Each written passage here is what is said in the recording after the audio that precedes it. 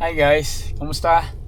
Ito uli, kagagaling lang sa trabaho. Nandito na ako sa camp.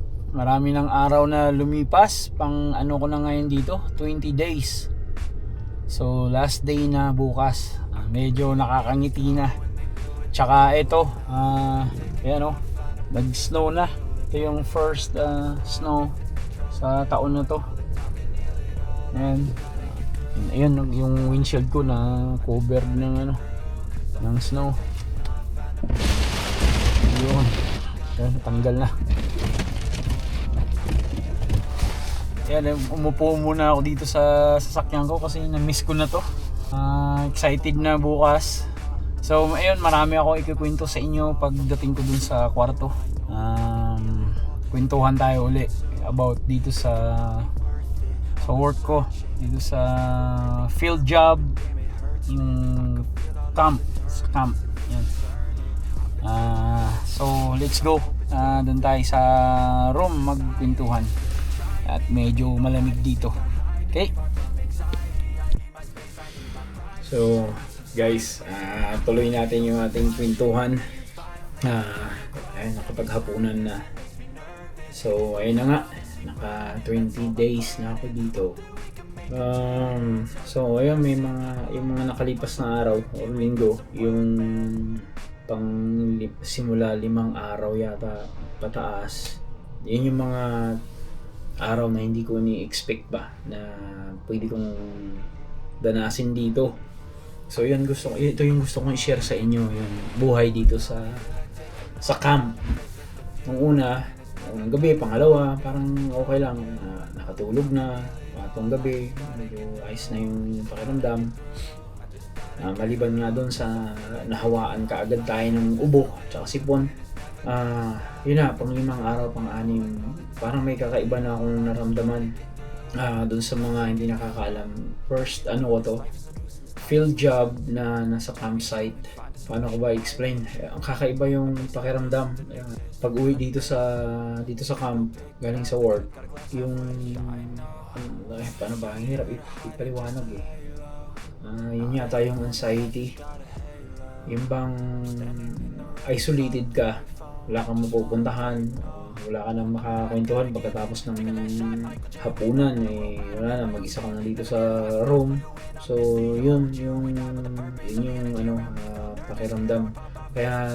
Kaya naririnig ko sa ibang na yung trabaho na to ay hindi para sa lahat, hindi talaga para sa lahat.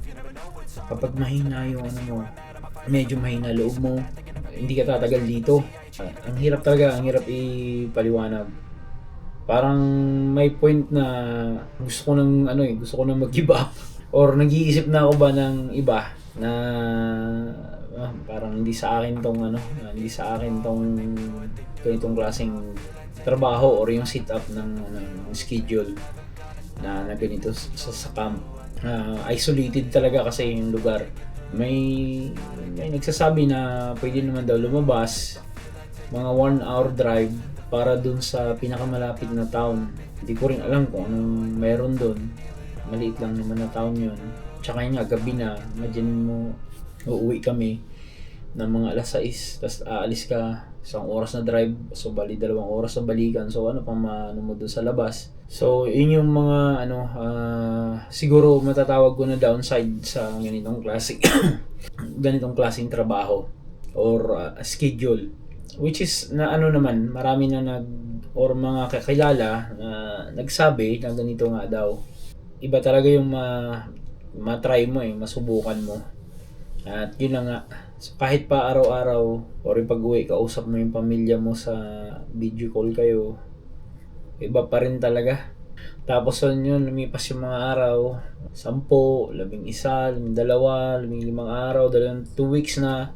Talagang yung inaano ko lang yung mindset ko na ito, may goal tayo, may goal ako, kaya kailangan ko itong gawin. So ganun lang, parang nung unang nagpunta din ako dito sa Canada, kailangan nakapokus ka dun sa goal mo para yung mga ganitong pakiramdam, nahuhumsik ka, ay malalampasan mo.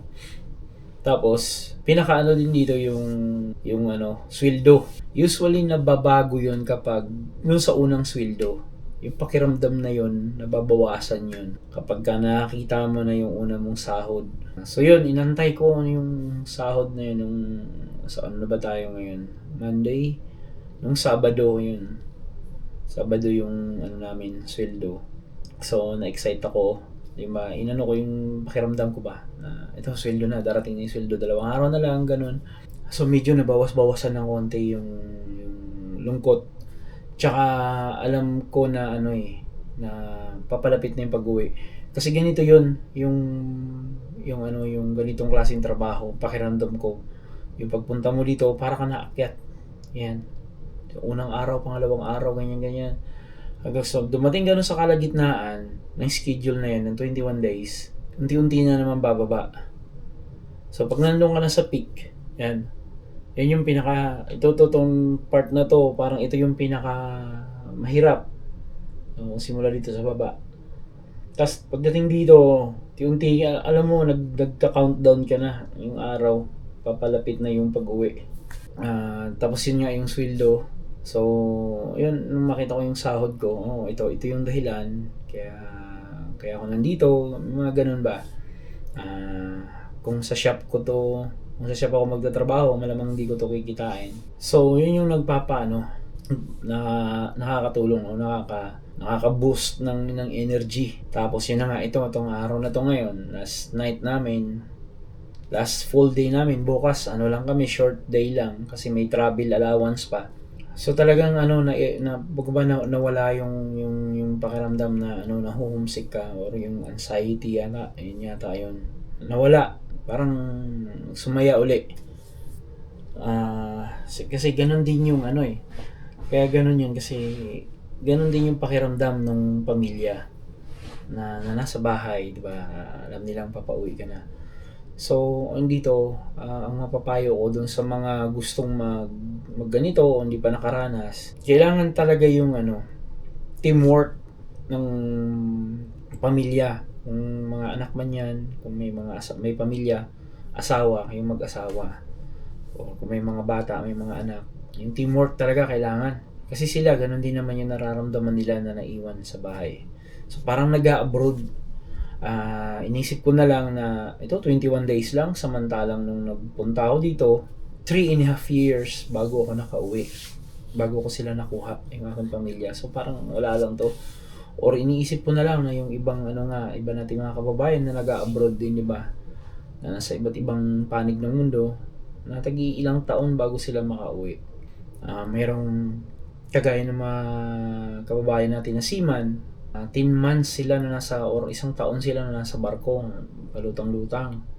Isolated din sila. So, yun na lang din ang iniisip ko. Yung sa akin, 21 days lang. Makakauwi na ako. Pero, yun. Kaya ako to sinishare sa inyo. Kasi, gusto ko din na, makatulong or makabigay ng idea dun sa mga gustong pasukin nga itong trabaho. Pagkain, yun. Una, parang ang daming pagkain. Pero araw-araw, yun at yun halos ang makikita mong pagkain. Lalo na sa kagaya ko na medyo may mga iniiwasan na pagkain kasi mataas na yung uric acid ko. Nagkakagout ako pagka nagkamali ako ng kain ng pagkain. Malimit, paulit-ulit na lang yung kinakain ko, yun at yun lang. Yun, may time talaga na mawawalan ka na ng gana, di ba? Pero kailangan mo kumain dahil nagtatrabaho ka, mabigat yung trabaho. Pero may mga nagsasabi naman dito, yung mga mga kasama namin puti, nasa ibang ibang camp, mas magaganda yung kwarto, mas masasarap yung pagkain, mas maganda yung mga facilities nila, yung gym nila mas magaganda kumpara dito. So baka nga siguro kapag yung camp na kung saan ka ilalagay ng company mo at maganda, baka makakatulong din yun na hindi ka maho-homesick ng gusto. Dito may basketballan nga naman, may bilyaran, may gym, yung bubuhat ka, may mga treadmills, kumplito. Nakapag-badminton kami, nag-aya yung mga kasama. Kaso lang, problema ko, nalilimitahan ko yung mga ganung activities dahil nga doon sa gout ko. limitado. Maaring isa din yun eh. Kung siguro kung magiging active ako sa ganun at wala akong nararamdaman or wala akong inaalala, baka hindi ganun ka ano yung dinanas ko sana. Yung bang pagkagaling sa trabaho, ligo ka, punta ka sa gym, mag-spend ka doon ng 2 hours. So pag uwi mo ng kwarto, maligo ka na lang uli, din makakatulog ka na. So yung mga ganun. So ayun pa, yung downside pa uli dito is yung weather. Yung ngayon, winter na, di ba? Itong araw na to, kagaya na napakita ko kanina, nag-snow na nung kagabi to, yung snow na yun. So ito yung unang drop ng snow sa year na to. So yun yung isa sa kalaban. Talagang mai-expose ka sa malamig sa kagaya ng trabaho namin. Hindi naman all the time or buong araw na nasa loob ka lang ng tangke. Talagang lalabas ka rin eh. Yung mga equipment nasa labas, so obligado kang lumabas. Yung pagkagaling lang ng lunchroom, papunta sa sasakyan, pagbaba mo ng sasakyan, papunta dun sa work site, yun pa lang talagang malamig. Kapag mahina ang resistensya mo or mahina yung mo sa lamig, ito yung magiging problema. So isa yun sa mga i-consider ninyo sa mga gustong mag-field job. Kahit na anong linya man yan, welder ka, pipe fitter ka, or painter, kagaya namin, painter blaster. So, yun yung mga titignan ninyo. Ngayon, yung good side, so doon na ulit tayo, yung wala kang gastos. Siguro sa 20 days ko dito, ang gumastos ako ng $26, tapos kahapon o kagabi bumili ako ng gamot uli ng kano bibili ko doon, $11 yata. So yun, $37, less than $40 dun sa 20 days or 21 days. Sama na natin yung bukas. Yun ang ginastos ko, bumili kasi ako ng gamot. Dahil nga dun sa ubot sipon, yung baon ko na gamot kakunti. So, yun naman maiiwasan yun kung bago ka pumunta dito, bas prepared ka talaga dapat. Kompleto ka na ba? Kasi mas mura dun sa city kumpara dito sa loob. Mahal talaga dito. Bumili lang ako ng yung ilang ml ba yun na gamot sa ubo. Tsaka yung Fisherman's Friend, $26 na kaagad, diba? Pero kung yun nga, wala ka namang problema, wala kang naramdaman, di mo kailangan bumiling gamot, talagang wala kang gagastusin dito. So yun yung good side, talagang makakapag-save ka talaga. Compared dun nung nasa Vancouver ako na talagang anytime pwede akong gumastos o pwede akong lumabas. Kapitbahay lang yung mall. Mga 2 minutes walk lang, ayun, andun ka na. So, yun yung good side naman dito. Sa ganito na gusto mo talaga makaipon, lalo na kung may goal ka.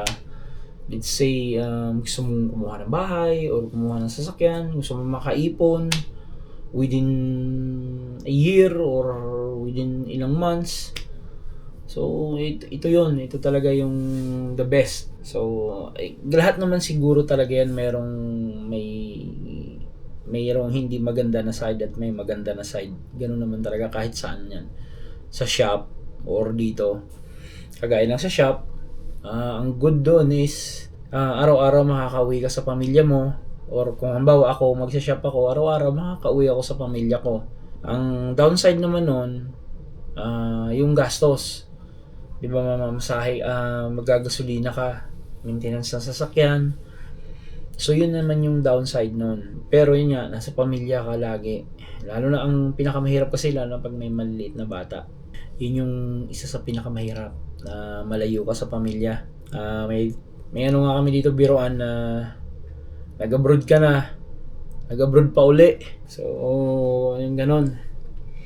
So, parang yung kami na mga taga-probinsya sa Pilipinas, ako taga Davao, nangangarap, karamihan diba sa mga probinsya nangangarap na makarating ng Maynila para makapagtrabaho kasi nandun yung trabaho. So, parang ganon din to dito na yung lalayo ka sa pamilya mo ba. So yun, yun yung gusto kong i-share sa inyo. So ngayon mag-i-impake na ako para bukas ng umaga, check out na. So parang hotel lang style dito. Yung key card ng pinto, isa sa uli, magsasign ka doon na check out na. So diretso na sa trabaho, after nung work, short hours lang, then diretso na pa uwi. Kaya yun, medyo excited na. Yung mga nakaraan, hindi ako nakakapag-vlog kasi grabe talaga yung ubo ko. Ang hirap magsalita. Kahit hanggang ngayon, makati pa rin ang lalamunan ko. Kaya wala, nagsisimula na ako. Wala, hindi ko na lang tinutuloy. Ipinagpapahinga ko na lang. Hinihiga ko na. So, yun guys. Kung may tanong kayo, comment below lang. Sikapin ko na masasagot ko yung mga magiging tanong ninyo tungkol sa trabaho na to. Basta yan, comment below. At doon naman sa mga mga kababayan natin diyan na makapanood nito na nasa field job na o matatagal na sa field job. Guys, comment below naman kung ano naman yung experience ninyo. Share nyo din. Para naman para makita ko din ano yung mga technique ninyo para maiwasan yung mga ganitong pakiramdam. Yan yung mga experience kasi masarap din na marinig mo yung experience ng ibang tao ba. At yun, makakatulong din talaga yun sa ating mga kababayan na gusto din pumasok sa ganito. Kasi marami din talaga dyan na mahanap lang ng timing. At mayroon naman din talaga doon sa mga nagnanais, huwag kayong mawala ng pag-asa at saka huwag kayong tumigil. Mag-apply kayo na mag-apply sa mga industrial na company. So yun yung paraan. Tsaka yung nasabi ko 'di ba na doon sa last video natin na ito yung isa sa may pinakamaganda or mataas, hindi pinakamataas or mataas na sweldo na makukuha mo dito na hindi mo kailangan ng formal training. Meaning yung hindi mo ba kailangan mag-school, hindi mo kailangan kagaya ng welder nga, nabanggit ko na to dati. Kailangan mo talaga mag-aaral or electrician, kailangan mo talagang mag-aaral. So yung linya namin hindi obligado, pero pwede din naman. So optional na lang 'yun. Pero hindi ito yung instant na kapag nakapasok ka dito yung sweldo mo dito na kaagad. Hindi yun. Din yun. Talagang step by steps yan. Every year yan, doon nagbabago. Diba? Habang humahaba or nadadagdagan yung experience mo. Habang tumatagal ka dun sa industriya na to, doon nagbabase yung sweldo. So, hindi yun yung baka iniisip ng iba na instant pag nakapasok sila, gano'n na kaagad. Or, nawawala na ng gana kapag ka nag-apply, na interview, nabigyan ng offer, ang late lang naman pala ng offer, ganito lang pala. Parang nagtrabaho din lang ako sa restaurant. So ganun talaga yun. Pero yung progress dito, kung ikukumpara mo sa ibang linya, iba dito, mabilis yung pagprogreso ng sweldo. Yun nga lang, may iba, nasabi ko na din na physically demanding yung trabaho. Mabigat. May kabigatan. Pero kung sanay ka sa atin, wala din yun. Mga mani-mani lang yan. So, siguro hanggang dito na lang at kailangan ko pa talaga din magligpit. Ano ba? So, bukas, yung pag-uwi, malamang tayo ng konti. Yung kalsada, kung ano yung itsura ng kalsada. Kanina talagang umupo ako dun sa truck kasi na-miss ko talaga yung truck ko. May drive ba? Talagang umupo ako dun saglit para lang, wala akong balak sana mag-vlog pa Pero maupo ako dun, sabi ko, sige nga, kapag-vlog na yan ngayon. So, ayun guys, see you on the next one. And yun, comment below. Huwag kayong mahiyang magtanong. At muli, sisikapin kong masagot kung ano yung magiging tanong ninyo. Sisikapin kong sagutin sa abot ng aking makakaya. At salamat sa inyong panunood. Doon sa mga hindi pa nakapag-subscribe sa ating channel or bago lang sa channel, Baka pwede naman pa-subscribe. Kung hindi naman ay wala rin problema. At maraming salamat dun sa ating mga subscriber dyan. Saang sulok man kayo ng mundo. Sa ating mga OFW, shout out sa inyong lahat. Sa iba't ibang panig ng mundo, kung saan man kayo nanonood ngayon, shout out. Doon sa mga gustong magpa-shout out din kung may mga channel, YouTube channel din yan, comment lang and then gawan natin ng gawan natin yung paraan para ma-shout out natin. Pero shout out na advance mula dito sa Alberta, Canada. Saludo sa lahat ng mga OFW saan dako man ng mundo. Ako'y talagang sobrang saludo sa ating mga kababayan na nagsasakripisyo para sa pamilya. At tandaan natin na tayo ay isa tayo sa mga talagang nagbibigay hindi lang sa pamilya natin kundi sa ating bansa. Ang laki ng natutulong natin. So be proud na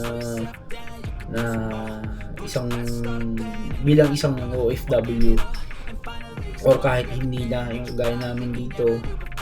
Marami dito mga Pilipino na mga citizen na or mga permanent residents na hindi naman tumitigil sa pagpapadala ng tulong sa Pilipinas sa mga kamag-anak. Kasi yun, malaking tulong yun sa atin, sa bansa natin, hindi lang dun sa direkta ng kamag-anak.